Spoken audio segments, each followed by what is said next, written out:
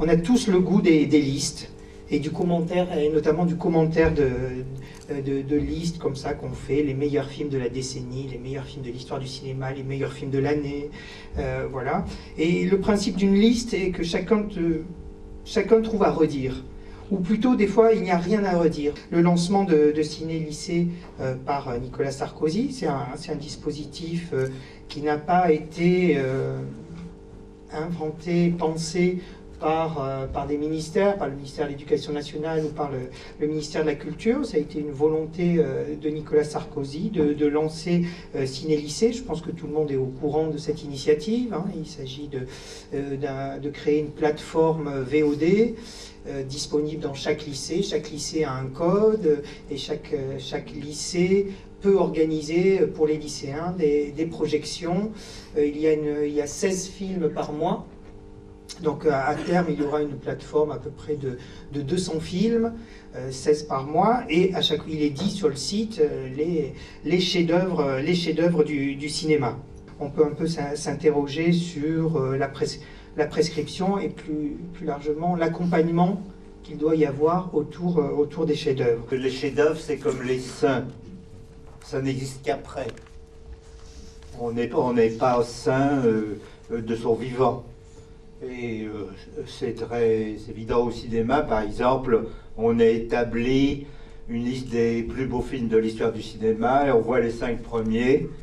Il y a 3 films, La règle du jeu, La Talente et La nuit du chasseur, qui ont une très mauvaise critique à leur sortie, un échec public, et qui maintenant sont en tête qui figurent parmi les 5 plus grands films de l'histoire du cinéma. Les 2 autres, Citizen Kane et L'Aurore, ça n'a pas été des bides, mais c'était des films qui ont eu un certain succès, même des petits Oscars, mais qui étaient déficitaires. Donc vous voyez, le temps change souvent beaucoup. On peut considérer qu'il y a quelques chefs-d'œuvre qui ont été reconnus dès le départ, peut-être Naissance d'une nation, encore qui soit très critiqué assez souvent, mais c'est rare.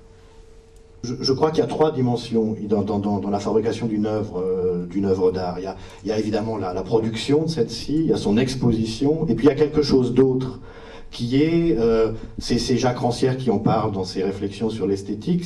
Il appelle ça, il a trouvé un mot qui est pas très beau, qui s'appelle la pensabilité. C'est un mot un peu barbare, mais il suffit pas d'exposer une œuvre pour que ça devienne une œuvre d'art. L'exposition peut être un travail qui contribue à la reconnaître comme une œuvre d'art, etc. Mais il faut un travail de réflexion autour d'elle, qui est dans l'exposition, mais qui n'est pas seulement dans son exposition, pour en déduire que c'est une œuvre d'art. À partir du moment où le cinéma est devenu une discipline universitaire, une discipline scolaire, eh bien on en arrive à cette idée que y a des grands classiques, il y a des corpus, avec la dimension stérile aussi que ça peut apporter, parce que s'il y a des corpus auxquels on ne peut plus toucher, c'est moins marrant, parce que la cinéphilie, c'est quand même l'idée de sortir un peu des sentiers battus. On peut avoir 2 conceptions de l'histoire du cinéma. Soit elle est relativement figée, c'est-à-dire que finalement aujourd'hui on sait quels sont les grands films de l'histoire du cinéma, on y touchera, il n'y a pas de raison d'y toucher, cela dit c'est jamais acquis, hein. Moi je pense que c'est jamais complètement acquis, il y a toujours un peu une marge, enfin on sait que l'histoire du cinéma est à peu près figée, que les panthéons des grands cinéastes, avec le temps, aujourd'hui on se confirme, et puis il y a l'autre idée qui dit mais l'histoire du cinéma elle n'est pas du tout figée, il faut sans cesse la réinventer, on va sans cesse trouver des chefs-d'œuvre, on va sans cesse trouver des maîtres qu'on n'a pas reconnus en leur temps, etc. Je pense que la vérité elle est au milieu. Je préfère penser, alors ça c'est purement personnel, que globalement l'histoire du cinéma telle elle est plutôt figée. Moi je suis d'accord avec les titres, là, les titres de cinéma au lycée ou de ciné-lycée. Quelques titres pas que j'aime pas du tout, films que j'aime pas du tout, c'est à peu près indiscutable. Donc ça, pour le coup, c'est gagné. Enfin je sais pas, si tout le monde comprend.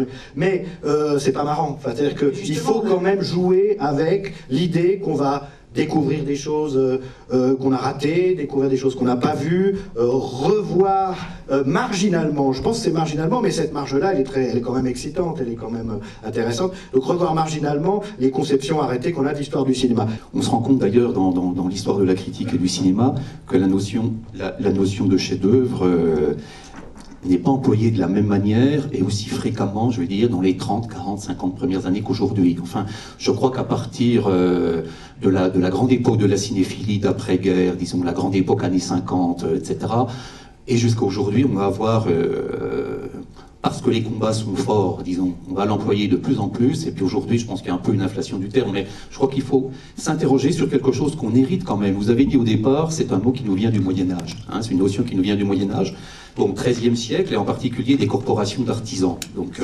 voilà, c'est vrai, hein, c'est vrai que à l'origine, le chef-d'œuvre, donc c'est l'œuvre maîtresse, l'œuvre principale qui permet à un artisan de devenir maître dans sa corporation.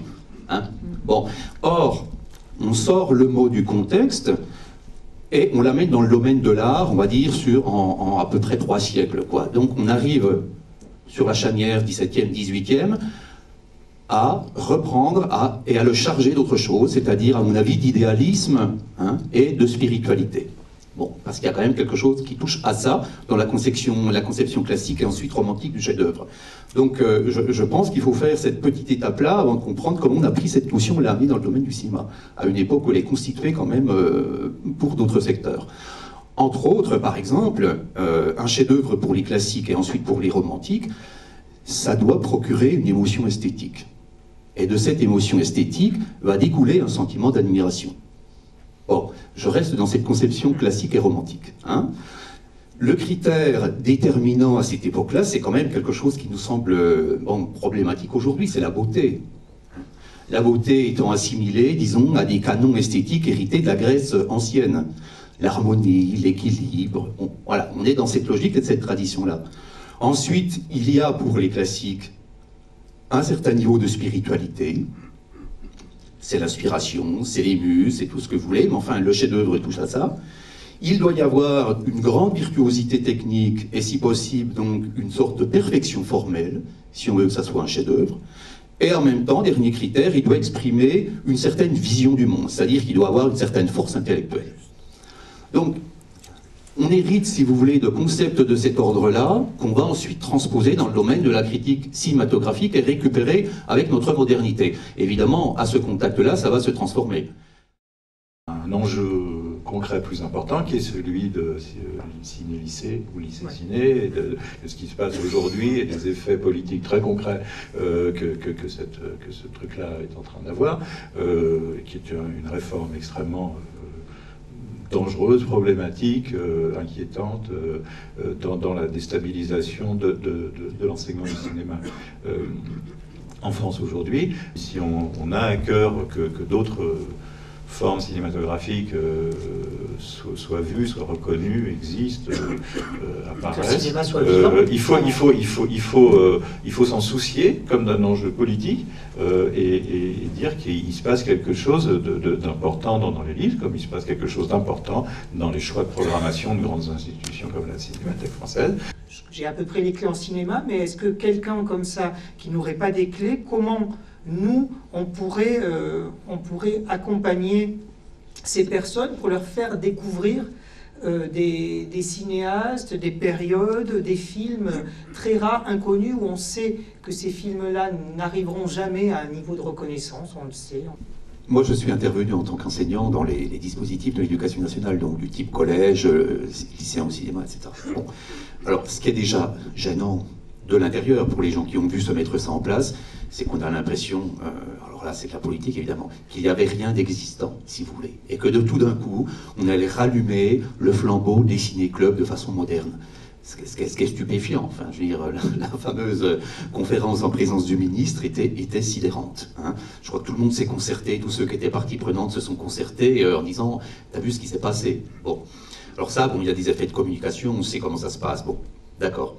Le deuxième point, c'est qu'on supprime quand même un maillon considérable, qui est la salle de cinéma. C'est des histoires de téléchargement avec un rôle de France Télévisions dont je n'ai pas très bien compris ce qu'il devait être en tant que partenaire, des films qui seront vus en intégralité mais finalement assez peu au niveau mensuel, les autres sous forme d'extraits. Bon, c'est plus qu'inquiétant. Enfin, je veux dire, à l'époque, on veut justement former à la fois au cinéma ramener des gens en salle, enfin je veux dire, préserver aussi les petites salles, toutes ces salles d'arrêt essai régionales qui constituent le maillage, un maillage culturel en France, et bon, dont certaines sont en difficulté, je crois que ça aurait pu être une opération qui travaille avec ça. C'est l'inverse qui se passe sur ce plan-là. Hein, je fais que abonder, commencer par abonder dans ce sens, c'est scandaleux. Les conditions dans lesquelles ça a été conçu et mis en place, et c'est insultant vis-à-vis du travail accompli par tellement de gens au cours des années précédentes. C'est extrêmement dangereux pour ces raisons-là et d'autres, y compris tout ce truc sur le volontariat, la notion de on s'appelle d'élèves référents et tout ça, enfin tout ça construit des référents culturels, de référents culturels, etc. Après, d'une part, comme on l'a dit, finalement, cette liste est pas mal, hein, en tant que telle, la liste des films, toutes ces choses-là égales, et que, enfin, moi c'est la tactique que je défends. Je suis pas plus éclairé qu'un autre sur le sujet, mais en tout cas, ce qui est sûr, c'est qu'on est obligé de s'en occuper, quoi. On peut pas juste dire on les emmerde et puis c'est parce que de toute façon, ça a des effets, ça en aura d'autant plus, et des effets d'autant plus destructeurs, parce que c'est une machine délétère, une machine qui est de nature à défaire les dispositifs existants au nom d'un pseudo-dispositif, sauf si les dispositifs existants se l'approprient.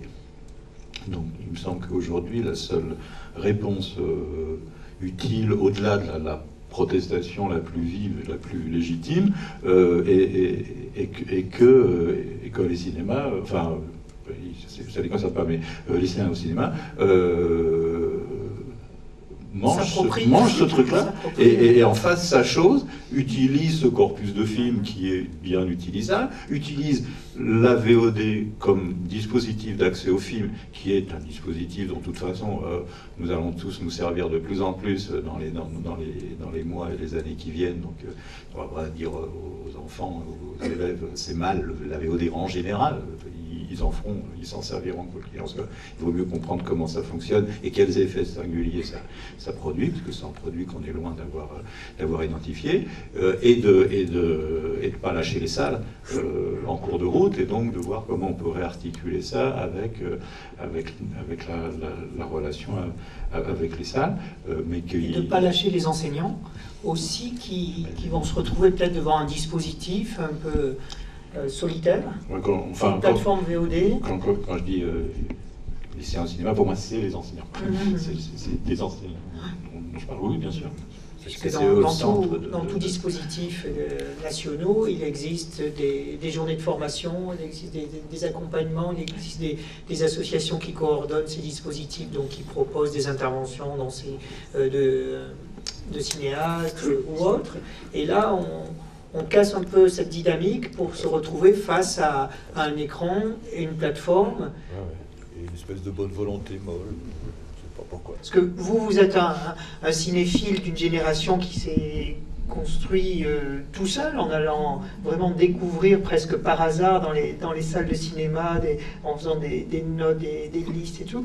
Et justement, par rapport à un dispositif comme Ciné-Lycée, pour vous, est-ce que c'est dangereux justement de dire, voilà, Casablanca, c'est le film du mois? Enfin, Casablanca est un mauvais exemple.